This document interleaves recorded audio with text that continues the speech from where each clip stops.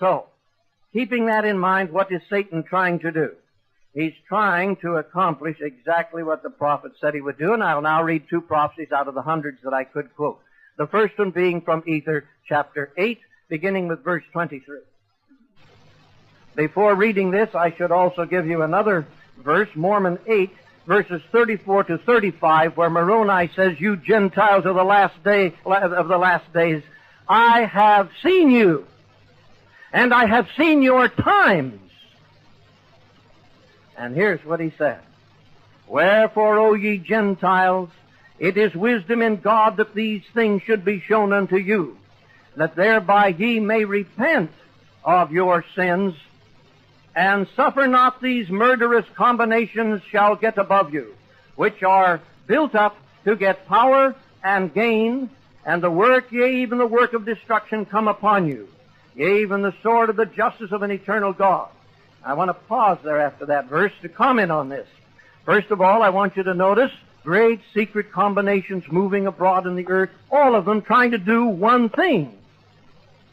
Do what Satan wants done, and that's destroy the power in the people and replace it with ruler's law, a ruler that will obey Satan. Now that's what's happened. These secret combinations are in every facet of our lives. They are in both of the major political parties of the United States, to begin with. This is very easy to document. They are in education, and that is very easy to document, as they try to seize control of the schools away from parents and dictate to the next generation what they shall learn in terms of what these other people think is for their good. It is in the labor movement, and there are a lot of wonderful people in the laboring movement, but the labor power is determined to get a veto-proof Congress, which means it will obey our dictates and support our class and none others. That's what a veto-proof Congress is supposed to mean. And you can be against that without being against labor. It is in the churches, and I know of no greater subversive satanical force in the world today than the World Council of Churches. There isn't anything Christ stood for that they aren't opposed to of any significance, that is. It is involved in our programs of welfare, which is supposed to be a system of compassion, and President McKay said it was the most diabolical device for grasping power. It was not a program of compassion. It was based on a different principle entirely. It's among our super-rich. They are determined to destroy the Constitution of the United States and set up a one-world order, President Nixon's favorite phrase. We had 134 congressmen and senators sign a Declaration of Interdependence, all designed to overthrow the Constitution of the United States. Well, it's in almost every facet of our lives. The next verse I want to read is verse 24 from Ether 8. "Wherefore the Lord commandeth you." Who's he commanding? The Gentile saints of the latter days.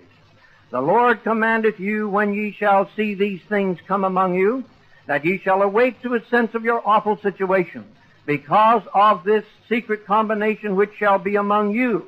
Or woe be unto it because of the blood of them who have been slain." And Moroni saw that this would lead to terrible bloodshed. Now, in 1973, the New York Times came out with an article, and it said that Mao Zedong was probably the most moral, spiritual, innovative leader of the century. Who do you think would make a statement like that about Mao Zedong, who admitted murdering 12 million people, and congressional reports based on sworn testimony by people who were over there raised the estimate to closer to 64 million. Who do you think in the United States would call that kind of a man a great spiritual moral leader? The greatest. That's David Rockefeller, president of the Chase Manhattan Bank, head of the Council on Foreign Relations, and probably the most prestigious political and economic personality in the whole world. There is no one who can walk into any embassy or any prime minister's office unannounced. I don't know of any other person who can do it, but David Rockefeller can. He's the younger of the Rockefeller brothers. What's he trying to do? He has a plan. He wants to restore ruler's law and force the stupid masses, those are Lenin's words, force the stupid masses to do what's good for them. He has the highest aspirations for the human family. He would force all of them to be well-housed, well-educated, and well-fed, on the assumption that then they will all reach the celestial kingdom, or whatever he believes in. In order to help these people, you must approach them on the basic assumption that they're sincere. They're so sincere that some of them would give their very lives to achieve this great monolithic monster of power that we all voted against in the pre-existence. The great revolution of the pre-existence is continuing here on earth. Satan won a third of our brothers and sisters up there, and it's amazing how many are willing to subscribe to those principles here. Well, Moroni says, I, Moroni, am commanded to write these things that evil may be done away, and that the time may come that Satan may have no power upon the hearts of the children of men. Now, there's an optimistic note. Now, at Kansas City, that was clearly the issue. We had a candidate who was opposed to this strong centralization of authority in Washington, and another one who was willing to kind of roll along with it. He talks against it at election time, but other than that, contributes greatly to it. The one who stood for people's law had the most delegates, but because of a technicality where some states have to vote the majority, it locked up enough delegates so that the man in favor of centralized power won, and he represented the Republican Party. At the Democratic Convention, with practically no resistance, was one who represented total centralization of authority, a program of national health, and some other things that have been tried scores of times all over the world, haven't worked anywhere to my satisfaction anyway. Some others may feel differently, but I've watched it in Sweden and South America and England. And any doctor who's here who thinks he'll do better under socialized medicine just needs to take a trip and talk to some of those who've had to work under it. But anyway, that's what he's promised. As of this moment, it appears that the American people have chosen that route. This may work out to an advantage. I have great confidence in the American people. They can be suckered in down to just a certain point. And I use that word advisedly, because it means being lured, suckered in, taking the bait. And I've watched these political baits swallowed by our people, which I myself would have swallowed, because they were all the good things that everybody wants, had not I been alerted because of my professional assignment that this bait, although pure protein, bite-sized, had a hook in it. And I was so thrilled when I found out that the Founding Fathers anticipated practically everything bad that's happened to the United States and gave us a formula for our recovery. We got some good news for this world, but our people don't know it yet. And that's why President Clark kept saying, we don't need any more prophets for the moment. We just need some listening ears among the saints. So I say to the students, you ready to study? You want to help save the Constitution? At this point, you won't even know who to vote for or who stands for the Constitution, probably. We need to humbly sit down and start studying. All right, now will you remember those two prophecies? That there will be secret combinations to establish rulers' power in our day, and that God called upon the saints of the last days to repent and stop sustaining these secret combinations. And we have a command to overthrow them while we still have the capacity to do it.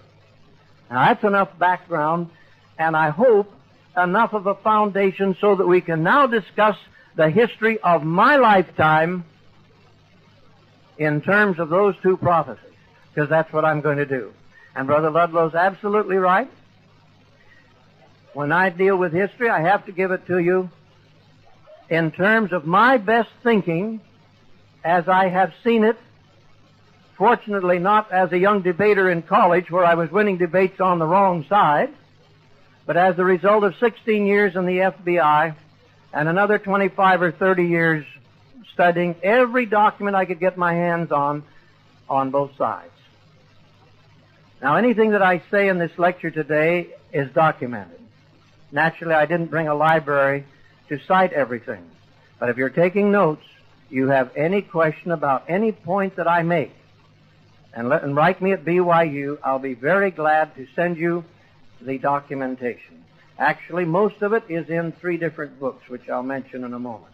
Now let me just tell you the history of the conspiracies, the great secret combinations to restore ruler's law in the United States.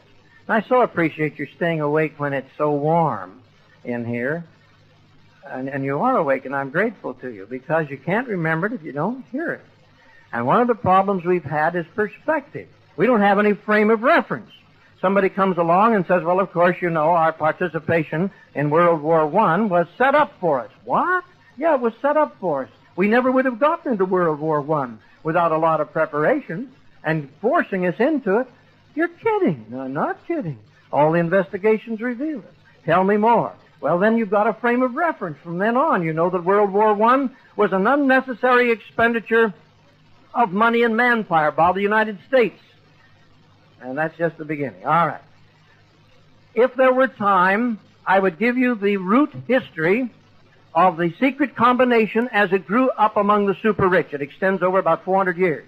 If I had time, I would give you the story and the history of the secret combination that grew up in the intellectual circles of the academic world, which extended over a period of about 200 years. And so on. I could give you the history of each one of these, but that's not so important as the fact that they all combined their strength and came to power the year I was born. 1913. I mean, one calamity hit us after another. Beginning in 1913. And little did I know, when I saw the light of day up in that little brown house in Raymond, Alberta, Canada, with the temperature 40 degrees below zero, that all these things had already been planted and established in the very year of my birth, which would affect the whole history of the world in the future. In 1913, the power structure not only took over the politics of the country, and it was an election which was very carefully manipulated.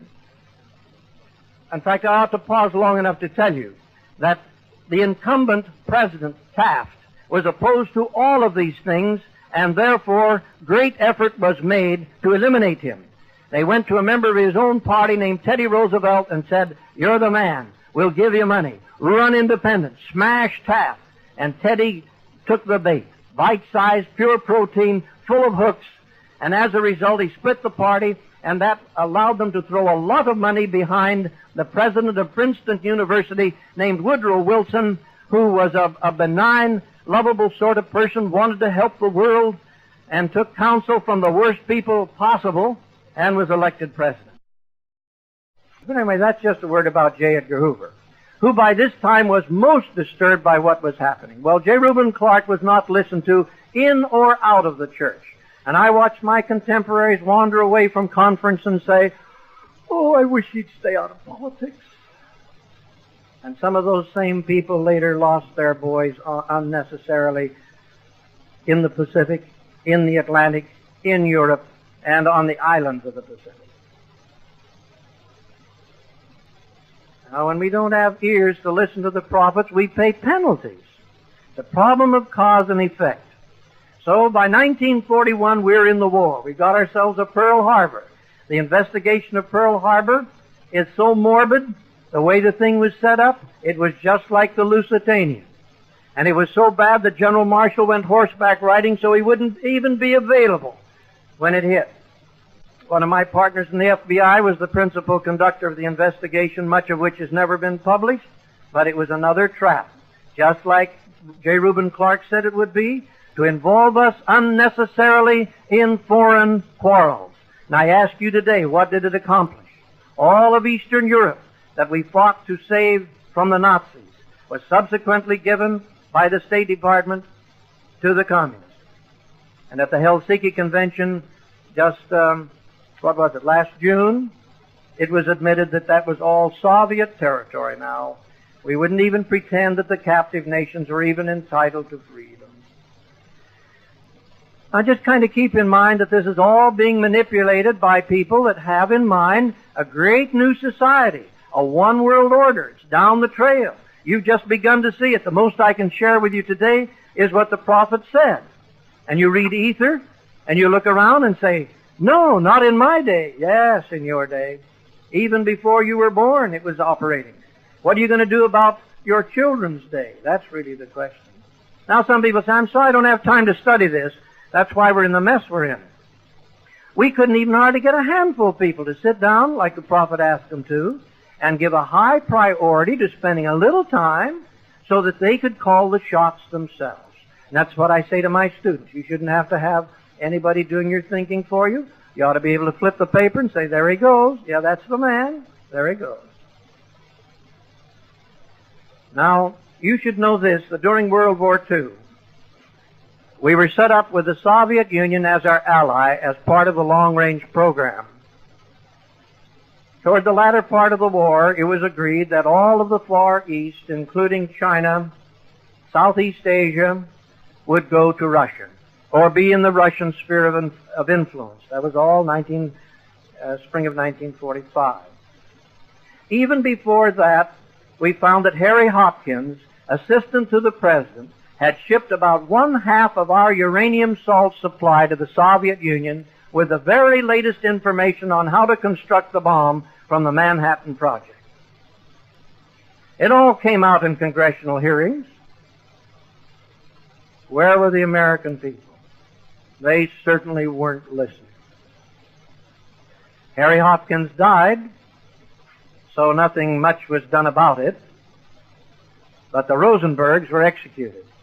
And if you want to read a blistering sentence statement, read the Jewish judge and what he said to the Rosenbergs, who were also Jewish. As he said, in the names of the untold millions who may yet die because you have put into the hands of potential criminals through your duplicity this terrible instrument of destruction, I sentence you to die. Now they have their children appearing, weeping on the television, pleading with us to somehow undo this terrible mistake that was done to the Rosenbergs. The only mistake that was made is that we never went beyond the Rosenbergs to fix the guilt in the White House, in the State Department, and in the Congress, because there were Americans who knew exactly what was being done and supported the whole subversive movement. As we came out of World War II, they gave us the United Nations. When J. Reuben Clark spoke against it at the University of Utah, he was booed. Everybody was for the United Nations, and he said, so am I. But this charter happens to violate everything the Founding Fathers were inspired to set up for free people. It will abuse the little nations, and it will exploit the big ones. It is wisdom in God that these things should be shown unto you, that thereby ye may repent of your sins, and suffer not these murderous combinations shall get above you, which are built up to get power and gain, and the work, yea, even the work of destruction come upon you, yea, even the sword of the justice of an eternal God. I want to pause there after that verse to comment on this. First of all, I want you to notice great secret combinations moving abroad in the earth, all of them trying to do one thing. Do what Satan wants done, and that's destroy the power involved in our programs of welfare, which is supposed to be a system of compassion, and President McKay said it was the most diabolical device for grasping power. It was not a program of compassion. It was based on a different principle entirely. It's among our super rich. They are determined to destroy the Constitution of the United States and set up a one world order, President Nixon's favorite phrase. We had and there are a lot of wonderful people in the laboring movement, but the labor power is determined to get a veto-proof Congress, which means it will obey our dictates and support our class and none others. That's what a veto-proof Congress is supposed to mean. And you can be against that without being against labor. It is in the churches, and I know of no greater subversive satanical force in the world today than the World Council of Churches. There isn't anything Christ stood for that they aren't opposed to of any significance, that is. It is in... So, keeping that in mind, what is Satan trying to do? He's trying to accomplish exactly what the prophet said he would do, and I'll now read two prophecies out of the hundreds that I could quote.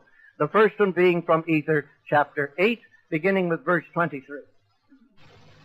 Before reading this, I should also give you another verse, Mormon 8, verses 34 to 35, where Moroni says, "You Gentiles of the last days, I have seen you, and I have seen your times." And here's what he said. "Wherefore, O ye Gentiles, people, and replace it with ruler's law, a ruler that will obey Satan." Now that's what's happened. These secret combinations are in every facet of our lives. They are in both of the major political parties of the United States, to begin with. This is very easy to document.